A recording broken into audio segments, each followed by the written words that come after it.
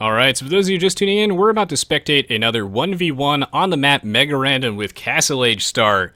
Of course, in honor of the Masters of MegaRandom tournament that's going on right now with these exact settings.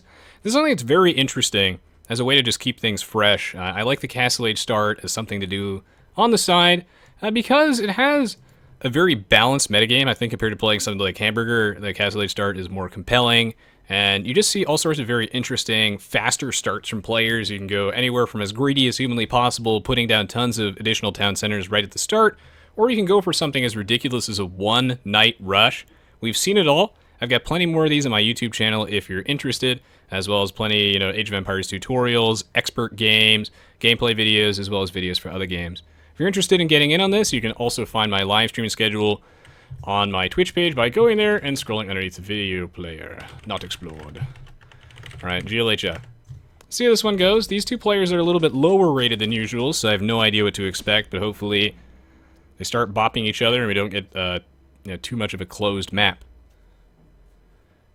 Now it is the spring, so I am in a fantastic mood, but my allergies and asthma are awful, so I will do my best provide excellent commentary and keep my voice going.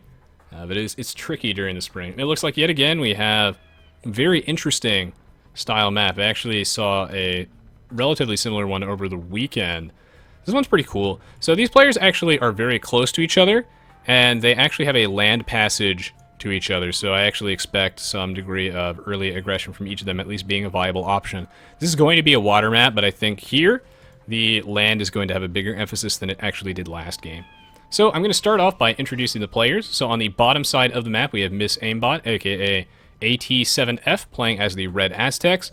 And then to her north, we have Bob Jimmy, aka Jim Bob, playing as the Green Vikings. For the most part, this game, I think I'm going to be preferring to refer to players by their player color, just to keep things simple, since I'm used to calling them by a different name anyway.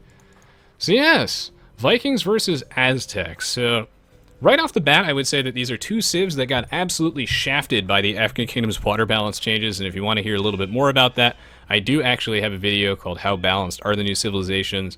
You can find that in the video description where I talk a little bit more about this in detail. These two civs got devastated by the African Kingdom's balance update.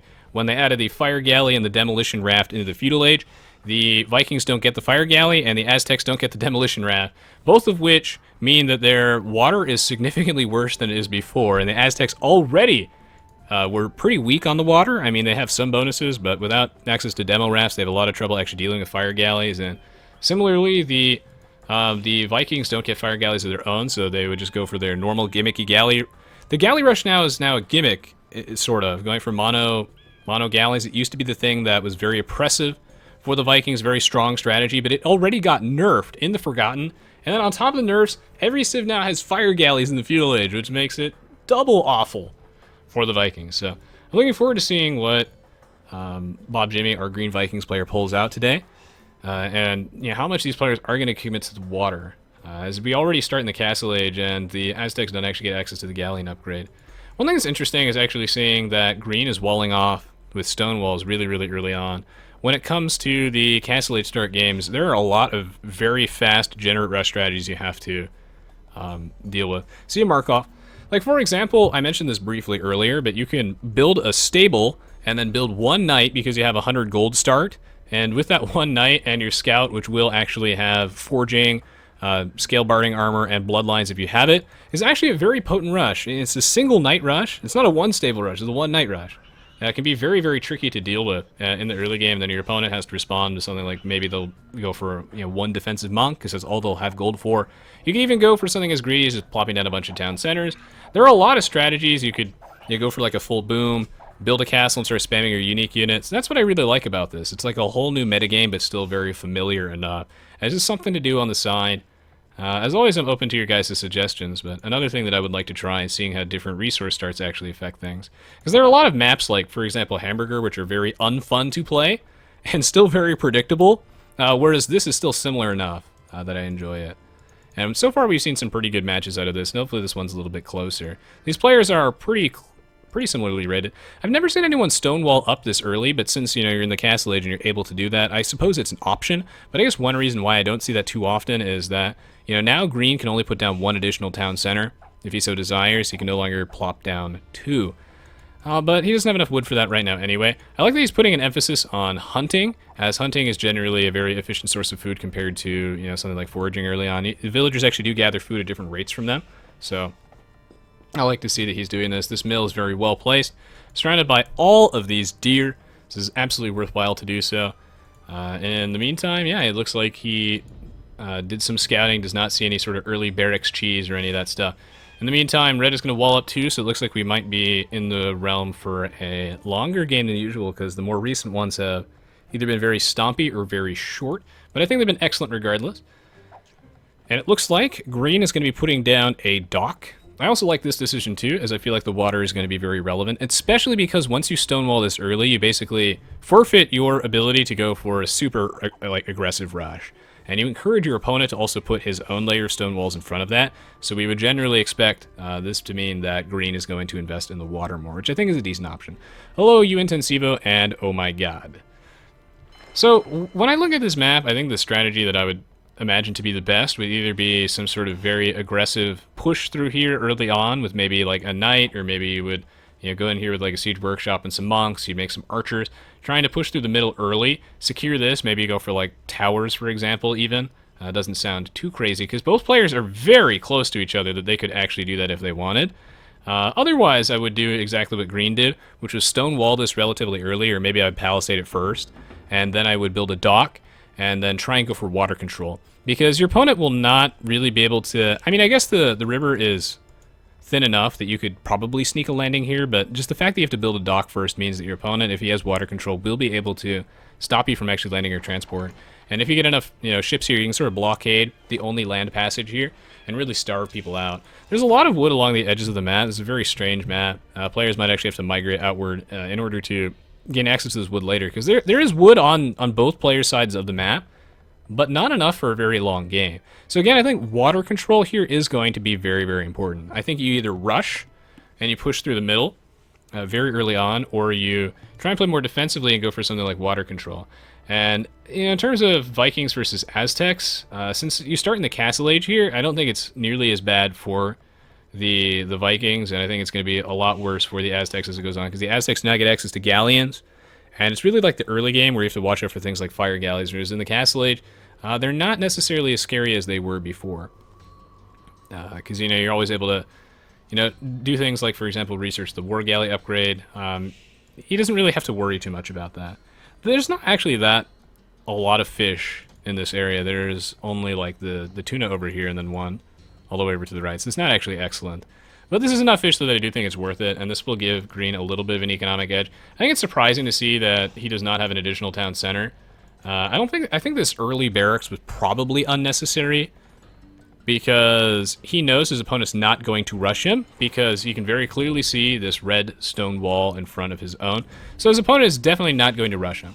So this barracks doesn't serve a purpose right now. I would say that green's economy is a little bit imbalanced, because he has so much food. He has 800 food in the bank, going up to 900. Way too many villagers on food combined with these fishing ships. This barracks, he could have used that 175 wood to build an additional town center, maybe another lumber camp, for example. Looks like he's going to put down a 30. He recognizes his economy is a little bit out of balance. His opponent is clearly not going to rush him with this stone wall here, and this barracks won't help him against ships. Looks like red's going to put down a dock here. This is going to be an awful position for a defensive dock, so if you wanted to use this for fishing, this is going to be completely useless, as there's only a few shore fish over here. It's not going to be completely useless, but fishing ships gather food faster from non-shore fish, so it's going to be substantially weaker. So I assume that this is only for something like war galleys. We'll have to see. You can see, oh my god, the person that we're watching in the bottom left. Well, here comes the archer range, so green's going to put that down. We have a monastery and a barracks for red. What kind of units will red be making? Red's economy looks a little bit more balanced in that he has more wood, but I do believe that green will be getting on that very shortly. So it's interesting to note that green had a dock earlier, but he's only been able to create 2 fishing ships from them because of the way his economy is structured. He's still adjusting that right now. Meanwhile, red has a secondary town center, so he will start pulling ahead. So right now we're at 33 to 34. So it actually seems It's actually basically the same, so maybe there's just been some idle time here. At some point, I do expect him to start pulling ahead, though. And he's going to mill these deer. That is fine. He has a monastery. Is that supposed to be for grabbing the relics, or is he going to use that offensively? We'll have to see. Looks like most of the relics are on the edges of the map, so we have one on both sides, and then the others are along the corners of the map, so those are going to be really hard. Very inaccessible during the game. Yeah. So Uger Iceman mentions that he thinks that Red is going to land with this dock, and based off where this dock is positioned, I don't expect Red to make any fishing ships here. This is either for war galleys or like a transport ship. I think the war galleys would actually be awful here. The more I think about it, it would probably be really bad. But, I mean, he could use them to raid, to kill these fishing ships, and poke at some land. Like, you could poke at those... With Bracer, I guess you could barely hit some of these stone miners, so... I think you could do something with them if you made enough war galleys. You could, you know, harass these lumberjacks, but I think this is more than likely for a transport ship, which he's not going to build yet until he has sufficient military units. Meanwhile, this is really bizarre, is that Green is actually building cavalry archers, and when it comes to cavalry archers, I wonder why he's doing that. Okay, he's a transport ship. Cavalry archers, I think, are not particularly great in Age of Empires 2, outside of like the Huns and maybe the Mongols, for a couple of reasons. The first reason being that you can start massing up archers in the feudal age, and then you can upgrade them to crossbowmen, so it's much easier to get a critical mass of them than it is for cavalry archers, where you have to wait till the castle age to start producing them. And that's one of the biggest advantages of archers, is that you can start making them as you advance to the castle age, get to the castle age, get crossbowmen, and then bodkin arrow, and that's a very strong timing attack that a lot of players have trouble dealing with. It hits a power spike very early, whereas cavalry archers are significantly slower, and they're generally considered to be too expensive to get that much competitive play outside of the Huns and maybe the Mongols.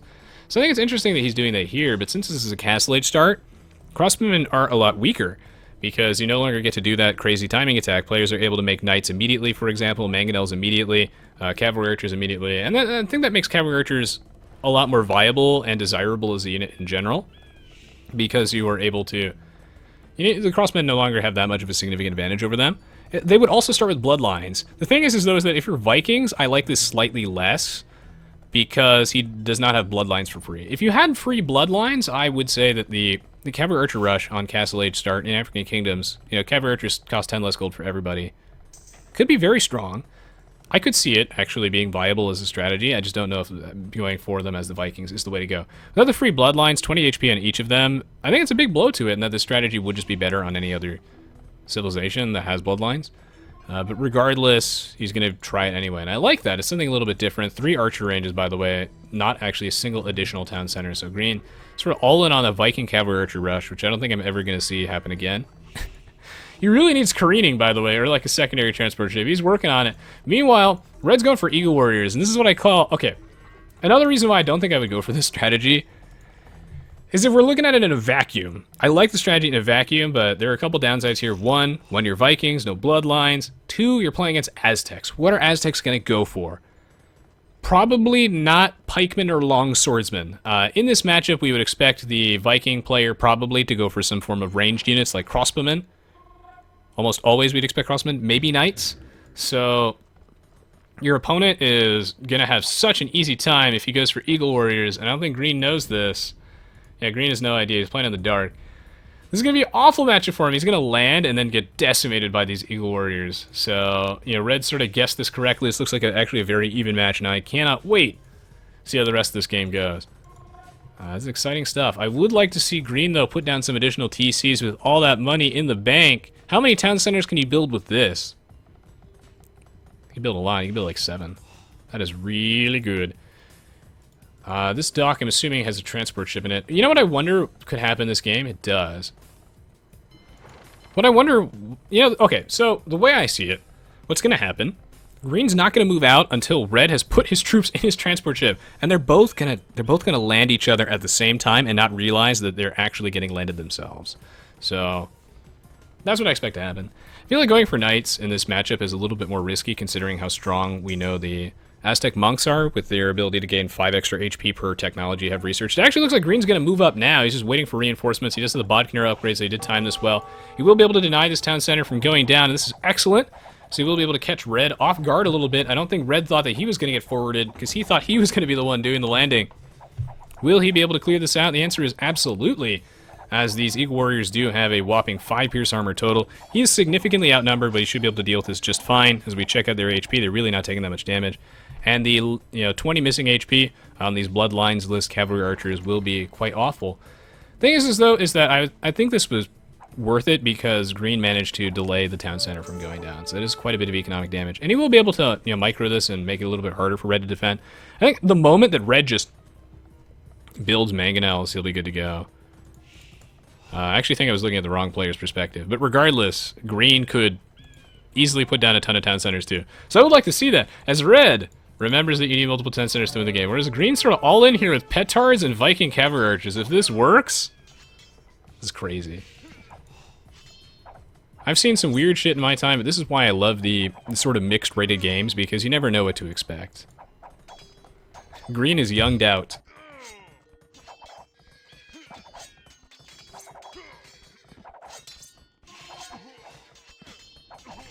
This is not standard victory, CJ. Now this is what I would call less than stellar micro. Not only is he not focus firing down the Eagle Warriors, as the damage, as we can see here, is spread out. And if he was focus firing them down, he might have been able to kill an additional 2, and then he would have been just taking significantly less damage during that fight. But he wasn't really microing there at all. As a result, Red will be able to clean those up. But in the meantime, it's just diversion, as Green is just content to petard down these walls. All he needs is 2 to destroy that. He's going to lose one of his Cavalry Archers to conversion, which is awful. Not only does he lose the Cavalry Archer, but his opponent actually gains one. I think Green should pull out. I think he's getting a little uppity. This game's still really close. I don't think Green needs to take this level of risk when both these players are so evenly matched. And he's acknowledged this. He's like, okay. I'm going to play it straight. I'm going to put down another town center. Try to get to my goal of 100 plus villagers ASAP. This is good. I like to see this. He has 1 archer for good measure. And, yeah, I think the aggression was pretty good until he got a little trigger happy at the end there, sending in a couple of those Cavalry Archers. Should probably wait till he gets a more critical mass. And I think it's time to stop making Cavalry Archers. Because the thing is that this game will probably go to the Imperial Age, and I would like to see Herbalists. Do Vikings even get heavy Cavalry Archers? They don't even get heavy Cavalry Archer. Alright, yeah, I would like to see some Crossmen, I think, instead.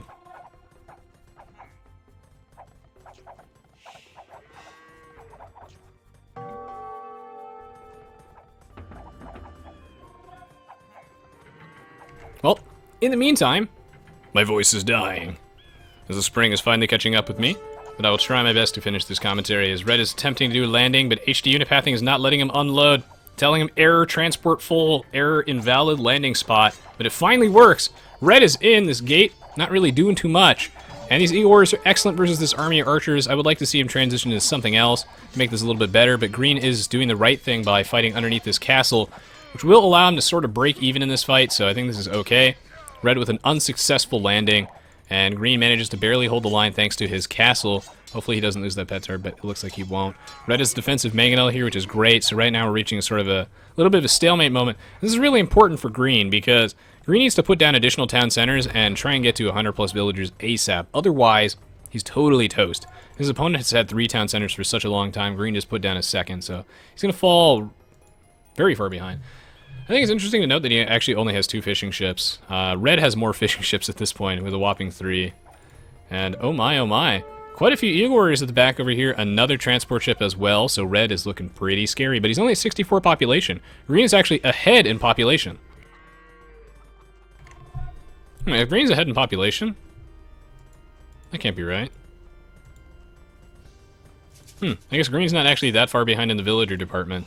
Maybe there's just been a lot of idle time on Red's town centers. It's difficult to say without the spectator overlay.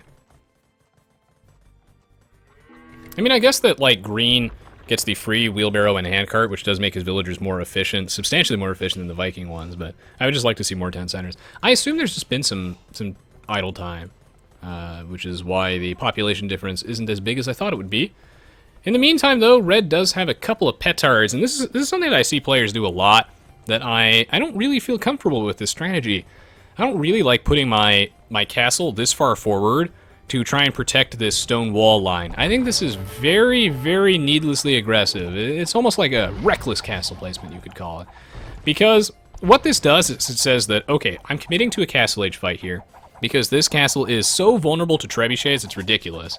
So it says, I'm committing to a castle age fight. If this game goes to the Imperial Age, I'm going to lose this castle for free. All this does is it really deters your opponent from actually attacking these walls. You might be able to kill the petards off. You might be able to deter your opponent from using rams, but you can just do that with the mangonel to deter them from using rams. It doesn't really protect you from petards as well as, say, a group of crossmen or cav archers would. In the meantime, red attempts another landing, but this defensive castle, very well placed from green, is protecting his farmers, it's protecting his gold miners, and this is the side that red wants to land on, so he has to run through this castle anyway, so... I like this positioning of the castle from green. This one I think is a little bit aggressive, because like last time we checked, red was going to be the first player to the Imperial Age, so I think that he could have easily put this castle like back here, and then he would have been raid-proof from those Eagle Warriors. So that's something that I think I would have preferred. I don't think going Eagle Warriors in this matchup is necessarily wrong, considering this is African Kingdom, so... And they do have that additional Pierce armor, which does matter. And I believe they have like 5 additional HP or something like that. Well, either way, I think red is throwing away his troops a little bit recklessly here. Landing in small groups, not respecting the castle at all. So this is a very close, very evenly matched game. I'd like to see these guys play again sometime. I can only imagine if green was actually a different civilization, then the Cavalry Archers would be excellent. Well, red's sort of on the back foot, but he got to the Imperial Age first. How will he respond? The answer is hopefully with a mangonel, but neither... Okay, yeah, it's definitely TC idle time. This fellow has 3 town centers, and they're both idle, and he's at 66 population. Mr. Red, when you build the TCs, you must use them. Press the C hotkey to create villagers. Also, I think he should be massing up his guys a little bit, as right now, I suppose that green's castle positioning is excellent just because it protects his cavalry archers, and red is just content to take those fights 1 unit at a time. Red is building a trebuchet, which is good. This is a very greedy, aggressive castle. I think red will be fine if he was just using his town centers, but somehow all 3 of them ended up idle, and he's not actually producing any troops. He's plate mail armor, he's building a trebuchet. Red falling apart at the seams, despite having a 400-point lead. I mean, he's still trying really hard to raid, but I feel like this is the wrong decision, because I think he's just going to die, and then there's no way he'll be able to defend against this. He's trying really hard to raid, but he's trying to do it underneath this castle, and I don't think that's going to work. I mean, to be fair to him, it's going to be difficult. He'd have to send his, like, transport all the way around this castle land over here. That would do some damage, but I think you can only raid when your own base isn't in trouble. And I think that red's been diverting so much of his attention to this that the game is actually switching around, and that green has a huge lead. Will red be able to hold the line? He's going to lose that petard there for free. The nice thing, though, for him is that, red got to the Imperial Age so much sooner. This means that he will be able to treb this before green has a chance to react, really just draining all of green's stone. And I think that this castle will go down. This castle is very greedy. All red has to do is just remember to make villagers. Oh my goodness. I need to rehash this point enough until everybody is just making villagers. You need at least 100 plus, and he built 3 town centers, which is good. He remembered he needed to build multiple town centers, but did not remember to make the villagers. He just kind of stopped. He's still not really making any. He's down to 57 population. If he just shift queued villagers in each town center, I think he would win this game versus green. But right now his economy is just too weak. He can't really afford to make any units. And all these villagers inside this town center are idle. They can't mine gold. Without that, he can't make Eagle Warriors. So, what a sad forward castle this is.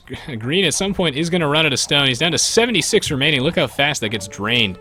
And he's not actually... Oh, wow, he has no wood. He has 2,000 food in the bank. I love these mixed games. You never know what to expect. He has 2,000 food in the bank. He does not have enough wood to build anything. He's been making so many cavalry archers that he can't make a trebuchet. Here comes the battering rams. Oh my god, is red gonna hold the line? Green with 57 wood, 2,200 food, is gonna lose this forward to just the 2 trebuchets. Wow, red has such a small economy. He's behind by like 40 population, and he holds the line. Are you kidding me? Green forced to retreat with 100 wood in the bank is gonna lose his castle. It is not over yet, ladies and gentlemen. Green doing just fine. God, if red just makes some villagers, everybody send red your energy. There we go, 2 villagers queued up. 50 is not enough, my friend. This game's not over. 62 population to 91 as green gets cleaned up. How does red even have a score lead? Nobody knows after throwing away all those Eagle Warriors. What a close game. Now this castle placement, like I was talking about, I think that this was I mean, like, he did go all in, so I really do understand why he put this castle here. Because he's planning to drop another one forward, petard bust this and everything, so, you know, green, I think, put it to good use. But now we see the downside. When that strategy doesn't pay off, you lose this castle. As a result, he might even just lose the entire game outright, because his own base is going to be so vulnerable to raiding. There's no way he can actually protect this castle because, you know, his own guys have to walk around the wall to get to this trebs. They're just way too far away. Green trying his best to make military units, but for some reason he's at 30 wood all the time with 2,000 food. What is going on? Oh my god. There are starving children all over the world, but not in Green's base. These villagers are incredibly well fed with 2,000 steaks to go around. Meanwhile, though, these guys would make natural allies because Red has 2,000 wood in the bank. If they could just trade a little bit of that wood for some golden food, I think they'd both be very happy. Meanwhile, Red's computer on fire. He's come down with an acute case of Comcast. We'll see how the diagnosis fares, but right now, not looking so good. Green desperately trying to make military units that cost wood despite having none in the bank. Spend that 2,000 food on something. I think that's why he has those stables, which I kind of like. Yeah, I assume those stables were for making light cavalry, but again, he's the Vikings, so that feels suboptimal on some level. Because again, you just want to spend that food. I mean, if he made, like, long swordsmen, champions, berserks, I can't believe I'm saying that if he made berserks. He just wasn't able to spend his money because he was so preoccupied on building those archers. What a weird, unpredictable, but awesome game. I hope you guys enjoyed this one. I think there was a lot to learn here. It's just very entertaining and just a bizarre game in general. Like, if Green had spent this food on anything, I would have just liked to see unupgraded berserks being queued up here, and then maybe research the blacksmith upgrades for them. Because Eagle Warriors are best dealt with by the, like, long swordsman champion style units. Berserks, for example, are excellent versus them, and also, like, Green had the economy for that. Clearly he was struggling with the wood, so you have to adapt to that, and I think that's what the stables were for, but I would have really liked to see, you know, just berserks being made, perhaps, because he already had those castles. I think berserks would have been excellent here, and then both players perhaps shirking their economy a little bit. I think Green did a much better job with his economy, and yet somehow I cannot believe that Red won this game and actually managed to turn it around. So yeah, well done, well done. As yeah, Green just had no wood to build the trebuchet once he got there. Eventually he just ran out of stone, and Red bled him dry by getting to the Imperial Age first. It just goes to show how important a technology lead is. Synthwin asks, are we spectating low elo games again? What does that mean? I just spectated a higher rated game. I do everything, Synthwin. I don't know what that means. The same bot says it was stressful. I hope not. I hope it was supposed to be fun. Like, no one actually practices MegaRandom Castle Age starts, so I don't expect... I hope nobody expects perfect play. Well, Synthwin does, but I hope that no one else does. And I think it's just interesting to analyze for future reference in case you wanted to try it again, to have some fun games, you know, things that both of you could have done better. But you also both did things that I thought were really cool, too. And I like the Cavalry Archer idea from Bob Jimmy, even though it seems insane. I think it would have been much better if he wasn't Vikings. I like that petard bust, all that stuff I thought was really, really cool. I like those forward castles. Like, it almost worked. It almost worked. I thought that Green did a very good job managing his economy, and some, you know, awesome heavy rating from Red. Very well done with the defense here. There were some moments where I think both of you guys kind of like threw away your armies for free, but otherwise it was rock solid.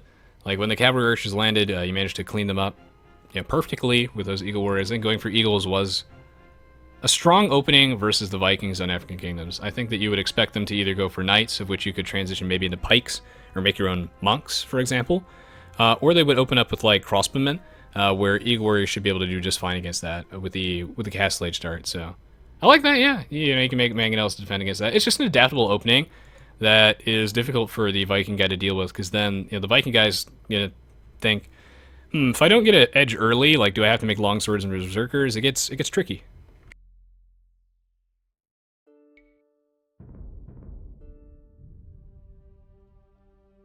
Alrighty, well, if we check this out, I mean, even though, again, Red won, this game is as close as humanly possible, with 73 units killed to 73 to 74 units lost. Somewhere along the lines, actually, I think that there was a Mangonel shot in here where Green killed one of his own units.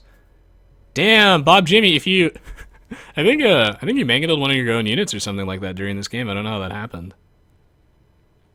Wow, you two both would have had exactly identical units killed and units lost.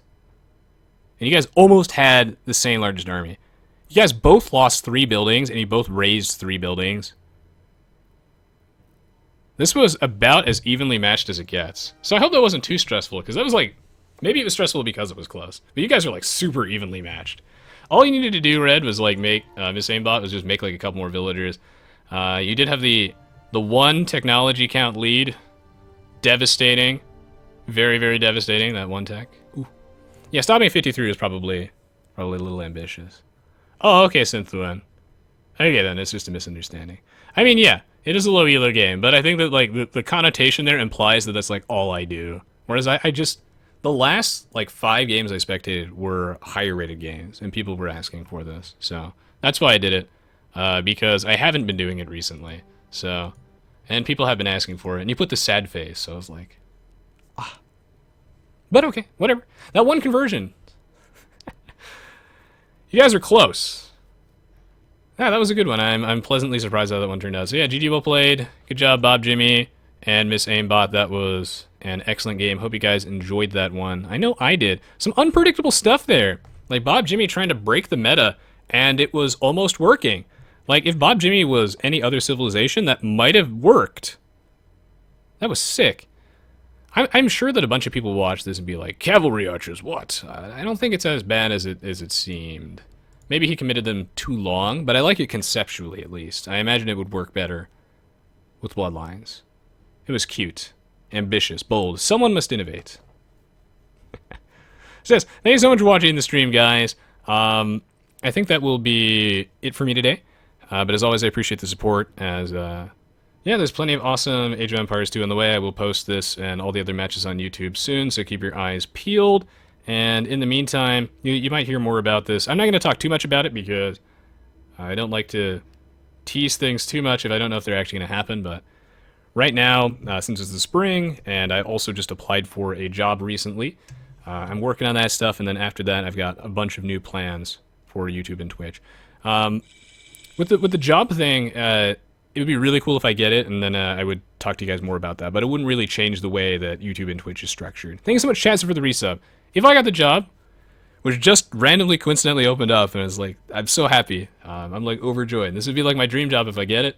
The biggest change you would notice is I might shift, in that case, the Friday stream to Saturday. But if I get the job, that doesn't mean that I'm going to be stopping YouTube and Twitch stuff. It just means that I might move the stream to Saturday. So I'm just telling you in advance so that if you just like come back 3 months from now and I did happen to get my dream job and you're like, Saturday? Well, I stuck by Resonance when he did everything. I stuck by him with Age of Mythology. I stuck by him when he played Pokemon, Hearthstone, but Age of Empires 2 on Saturday? That is absurd. So yeah, there's a lot of exciting things on the way. So even though I might be sick, I'm in an excellent positive mood, and I'm really happy to see what the future holds. And I hope that you guys stick around and join me on this wild ride. So yes, I will run a quick ad, play some nice music or something, and then we'll be off for the day. So thank you so much for tuning in, guys, and I will see you all. If you're watching live, tomorrow I'll be co-casting with Nilpfert. We'll be co-casting one King of the Hill game. Yeah, we'll be co-casting a King of the Hill game. Which will be on Voobly Official. I will also post that on YouTube, provided that I'm not too sick and the commentary turns out to be good. I will post that one. It's in the stream schedule below. I will be hosting the channel, so if you're just here, then you'll be able to see it too. It's earlier than when the stream normally starts. And yes, obviously, Cavalry Archers vs. Aztecs was probably risky, but amazing regardless. In a vacuum, I like it. Remember, it says, quick questions. Are the streams so energy consuming? Yes. They're very energy consuming. A lot of people just stream and they put on music and they don't like read the chat or care about it that much. A lot of people's commentaries are also just low effort and they don't really provide any analysis as to like why players might be doing things. They just say what they're doing. You know, oh, he's making Cavalry Archers, that's sick. He's attacking, that's sick. Stuff like that. Yeah, that's the last game today, Corby. So yes, thank you so much for watching. Yeah, it's going to be the King of the Hippo thing, but it's going to be a King of the Hill tournament. So that should be really fun. We get to watch some expert King of the Hill tomorrow. And like I said, I'll post all that on YouTube soon. And at some point, I would still like to do that Hearthstone thing. So again, I appreciate the support, guys. Thank you so much. I do read all the comments, even if I don't get a chance to respond to them individually. Yeah, thank you so much for helping me stick around. Your support of the extra content and just everything in general helps. So yes, I'll see you all tomorrow.